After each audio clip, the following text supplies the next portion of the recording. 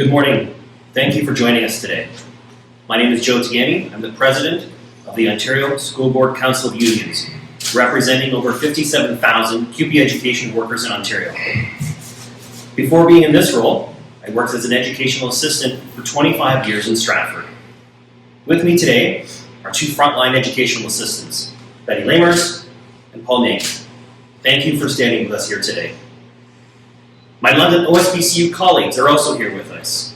Rebecca Avey, President, Local 7575, Tracy Cooper, President, Local 4186, and Mary Henry, President of Local 4222. My colleagues represent over 5,000 education workers throughout the Thames Valley and London District Catholic School Boards. Their members work as educational assistants, child and youth workers, secretarial staff, custodians, IT professionals, maintenance trades, and many more. They know better than anyone that there is a crisis happening in Ontario schools. And I don't use the word crisis lightly. Over the past 8 years, the Conservative government has cut billions of dollars from Ontario's publicly funded education system. This year alone, the Thames Valley District School Board has faced $93 million cut by the Conservative government to real per-pupil funding, and the London District Catholic School Board has faced a $31 million cut. This has caused extreme understaffing issues in both of these school boards. Students are not given the time, the energy they need to thrive. On the contrary, our members say that students are getting the bare minimum, or in many cases, even less than the bare minimum. The number of violent incidents our members face on the job has skyrocketed because there is not enough educational assistants or child and youth workers in the room, and students aren't given the support, the resources, and the attention they need. Our recent survey of CUPE education workers in the London area showed that over 80% of our members experience violent incidents at work, and half of our members say it happens every day. Our members are stressed out, burned out, and exhausted, but they can't take a break because there's no one to step in and support them during their absence. This government is failing students. Ontario education is at a breaking point, and we can no longer allow students and staff to deal with these conditions. We need an immediate surge in funding to the education sector. We need properly staffed schools, and we need it now. Our students deserve better, our parents and our communities deserve better, and education workers deserve better. Thank you, and I'll pass it over to Rebecca. Thanks, Joe. Good morning, everyone. My name is Rebecca Avey, and I'm the President of CUPE Local 7575. We represent educational assistants and student supervisors within Thames Valley District School Board.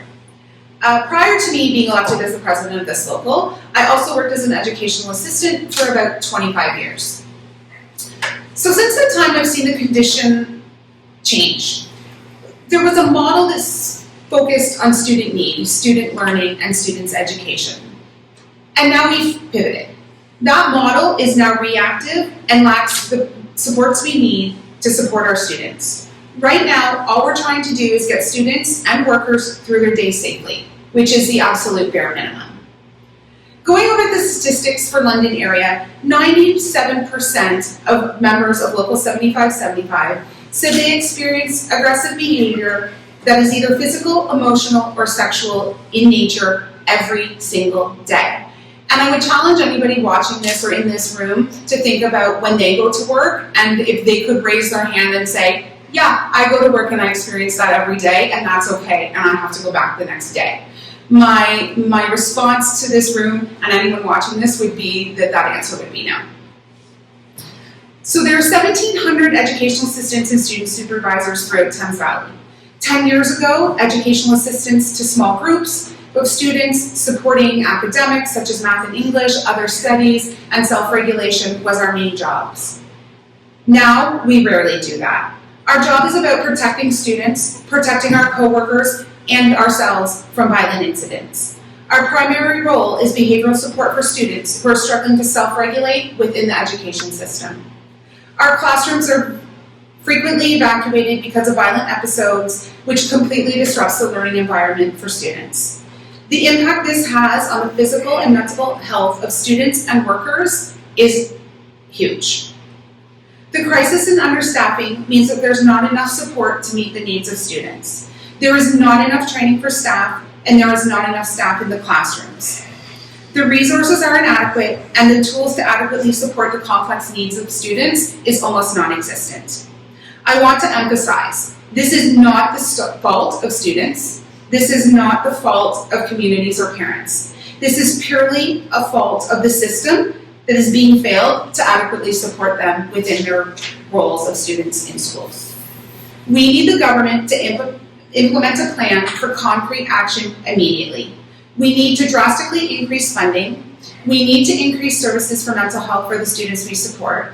Increase health and safety protocols for workers.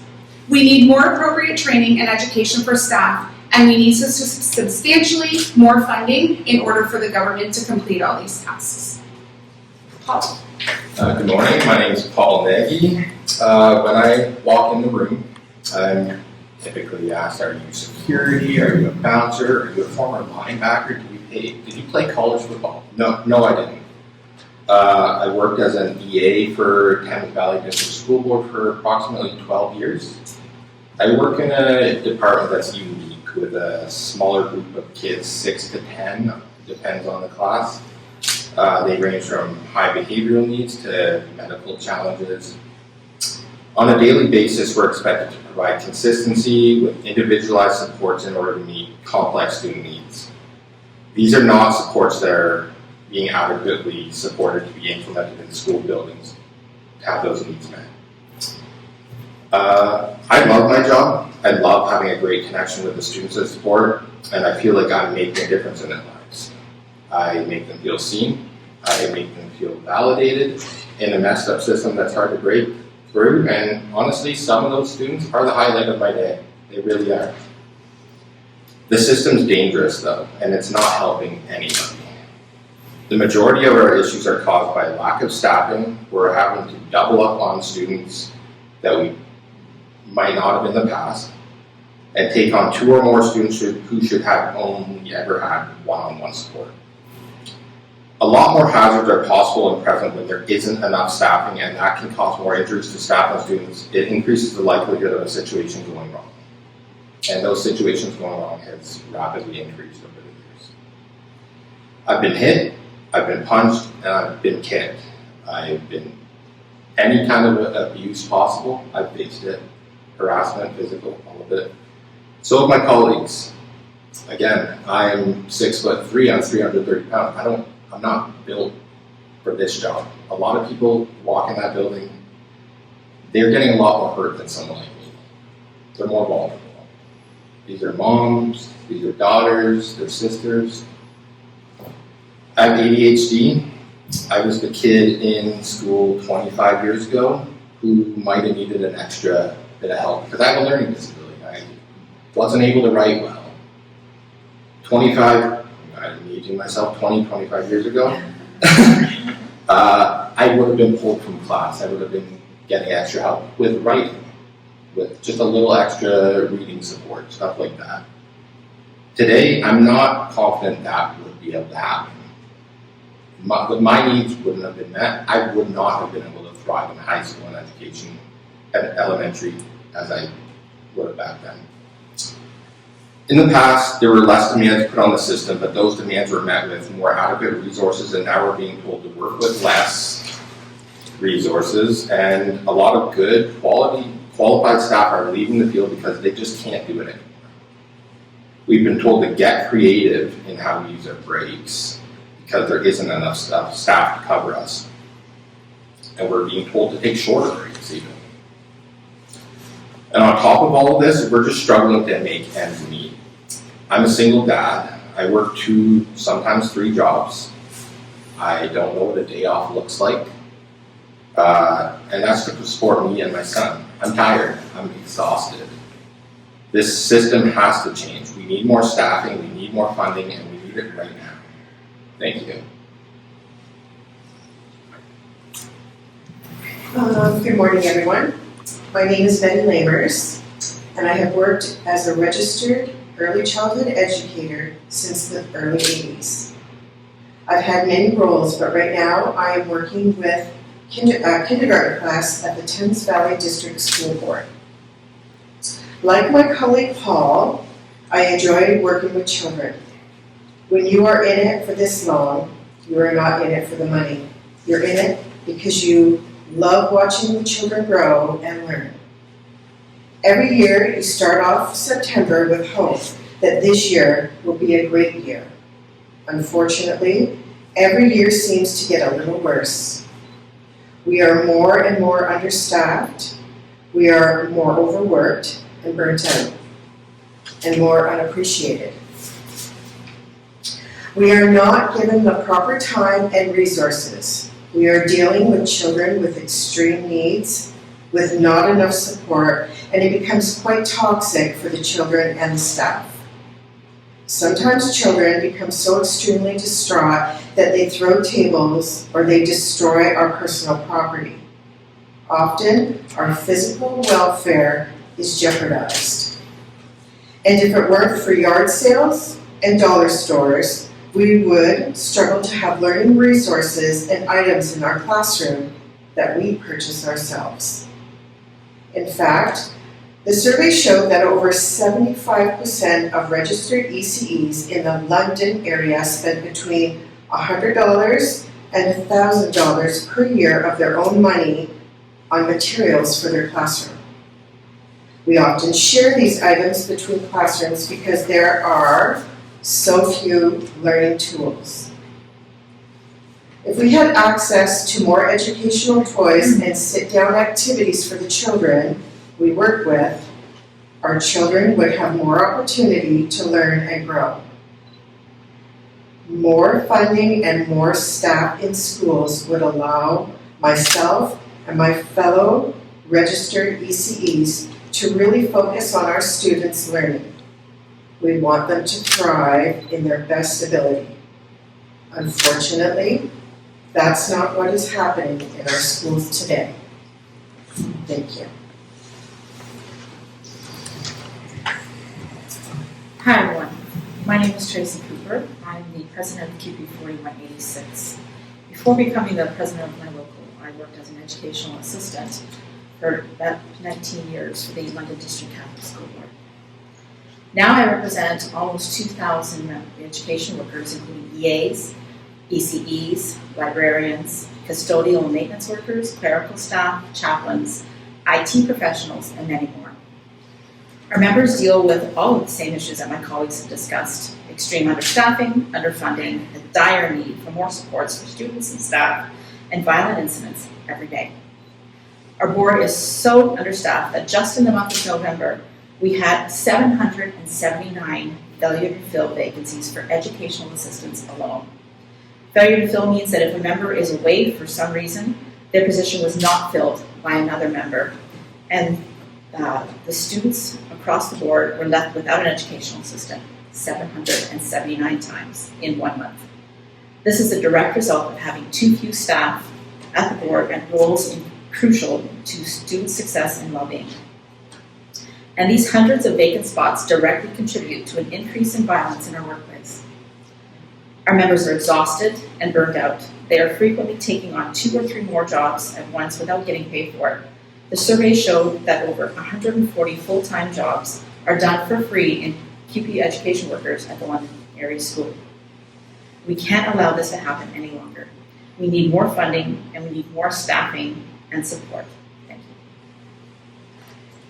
Hi, my name is Mary Henry, and I am the president for CUPE 4222. I also work for the Thames Valley District School Board. We have secretaries, custodials, maintenance, IT, drivers, graphics, media services, secretaries, ECs, and I thank you all for being here today. I started working with the Thames Valley District School Board in approximately 2006. After that, my job became head secretary for a very busy school. We managed program databases and handled children coming in and out of our office with behavioral issues. I learned to deflect and de-escalate intense situations, all while managing my daily office work. My colleagues have spoken out a lot about how the crisis in understaffing and underfunding has affected educational assistants, ECEs, and youth workers, but this crisis is also severely affecting clerical workers, custodians, maintenance workers as well. Our members working in custodial services and in maintenance are overburdened with work, and they cannot finish in a day. Over 40% of custodians said that they are in their areas of their schools that are not being cleaned appropriately. This is unacceptable, especially considering when we are coming out of the pandemic. Almost all maintenance workers said that their jobs are delayed or go undone because there's just too much work and not enough staff. Custodians are expected to work with inadequate and broken equipment, that they are worn out, broken brooms, machines that break down and aren't fixed. ECEs, as Betty has explained, are overworked, frustrated, stressed due to the toxic environments of the extra needs that the students come in with. Our clerical workers are extremely overworked, their offices becoming a dumping ground for students with unmet needs. They say the amount of time that clerical workers are spending supervising students has quadrupled in the last 5 years. And this is on top of the heightened workloads that more tasks and less resource can handle it all.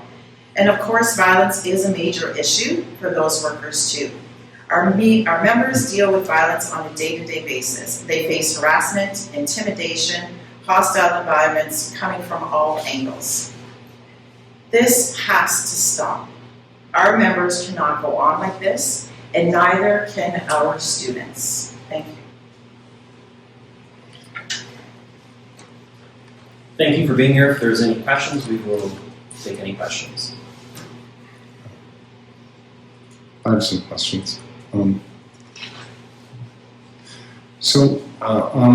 all with the public school board then? I'm with the Catholic School Board. Okay, so CUPE represents the Catholic school board too? Yes. Okay, the workers, okay. Yes. All right. So you're saying that the system needs a cash injection and more workers, more educational assistants. How much cash and how many more employees would fulfill the needs, I guess, within the local boards here? Any ideas?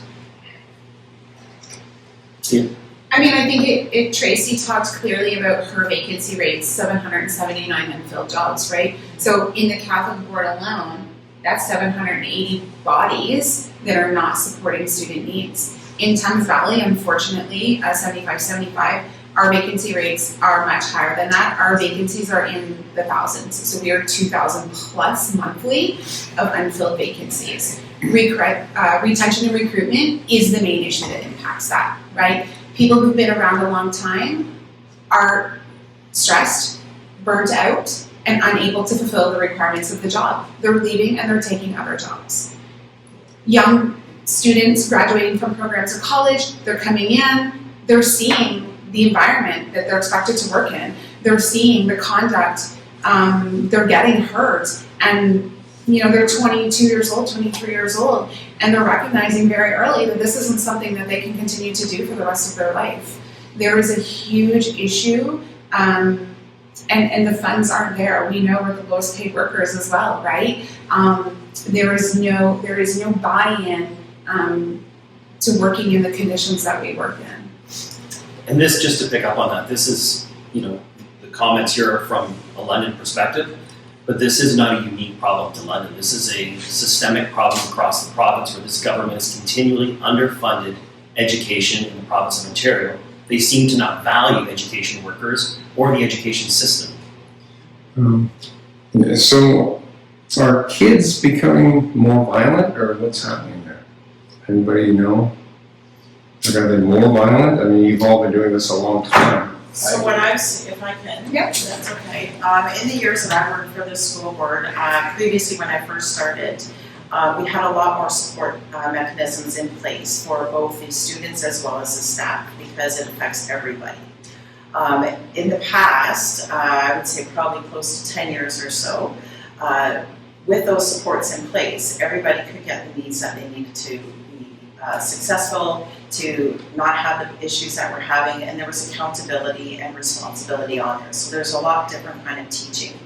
In today's society, unfortunately, in about maybe 10 years, within the last 10 years, we don't have those supports in place. There is a lack of funding due to that. It's the reason why, because if you don't provide the funds, you can't have the staff in order to adequately train and support the students for their needs, for them to get back on track and then go back into the classrooms. Because of that, we have a lot of students frustrated because they themselves are seeing the behaviors in the school because those students that need that help are not being met.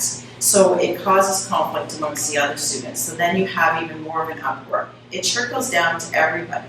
And they just seem to say, we have to deal with it. There's nothing we can do. There's no support. That support comes from the government, and that's a lack of support for any and all students. And it is very twofold, right? Pervasive needs are on the increase. Our communities and our societies are very different now than they were 5 years ago or 10 years ago. Is there an increase in behavior and is there an increase in those needs? Absolutely. Is the funding following those increases through per pupil funding? Absolutely not. Are they following the enrollment and the inflation? That funding is absolutely not following that. So as we're seeing the increases, nothing else is following to support it. The training is not there for staff. The mental health supports are not there for students. None of those basic needs exist because the funding isn't following the growth in what students need. And it goes back to, this isn't a student problem. This is a government problem for not funding schools adequately. So we shouldn't ever look to the education system and blame students for any issues that are coming out of Ontario. It's clear the Ontario government could fund schools appropriately to meet the needs, the emerging and changing needs over the last 5 to 10 years. They simply aren't. And I'm wondering, in addition to the underfunding, understaffing, how much did the pandemic play a role with kids being at home, not being able to socialize, not learning those skills, etc.? I honestly, this is my perspective. So we are now having the kids in kindergarten that started their lives in a bubble, right? And the world they've come into in the classroom is a world of chaos. It's a world where all they know of school is we're going to evacuate the classroom today because another student might not be having their specific needs being met. They're not getting direct support. They have more challenging needs for a variety of reasons. And that's normalized culture at this point in these schools. And the pandemic changed us all. Yeah. Like let's be honest. I may deal with things differently now than I did, 5 years ago. My interactions are different with people than they may have been, pre-pandemic. But I'm an adult. I have a set of skills and abilities that I had pre-pandemic that I was able to use. I had those resources when I was growing up in the school system. I had those resources. And now, without that increase in resources, that doesn't exist. We're not even funding to give anybody a chance to develop and to get what they need to be in order to be successful. It speaks to the Ford's government's lack of vision. I mean, your question speaks to the pandemic. If there was ever a time that they should be doubling down with an increased investment in education, it's now. We are the foundation for what comes when they want to build a strong economy. So by not making that investment now, coming out of the pandemic, like doubling down, putting stronger measures in place, more money, more dollars into kindergarten, right from the foundation up, defies logic. The government just announced a whole bunch of new schools yesterday. Is that a good thing? Will the people be there to properly staff those schools? So that's an interesting question on your timing of the announcement. It was yesterday. It seems well-timed leading into an election. Why was that announcement? Why was that not a top priority for a government that's been in power for as long as they have? The Ford Conservative government could have acted and made that a priority over the last 5, 6, 7 years. They have not. This is a well-timed political move to simply try and garner votes for a snap election that's not necessary. And In answer to your question, clearly we have a staffing problem. So without addressing adequate funding, wages, and working conditions, you could have 1,000 schools. It's not going to help. You don't have the people, the resources to actually get in there and make things happen. And you said it, it's brick and mortar funding, right? You can have as many buildings as you want. You can put that money into infrastructure all you want. If you don't have the proper resources in those buildings, it is literally bricks and mortar. It is nothing else. I think there's been situations where a school has been allocated 3 extra staff for the next year, and then nobody actually applies for those jobs. Nobody's applying for that job, so they might be funded for free, but they're not being filled. The building needs the staff to. What does CUPE think of the sample action call? Is it necessary, or is it an opportunity to maybe usher in change? Well, it's interesting. Doug Ford is in Windsor today as I listened to the radio coming here. Instead of dealing with the problem that he claims he needs to deal with, protecting Ontarians from tariffs, from Trump, he's calling an election. He has a mandate. He has a majority government currently in the province of Ontario. He is now going to put that aside for his own selfish interest, putting Ford first and Ontario second. The Ontario people now are second for the next month.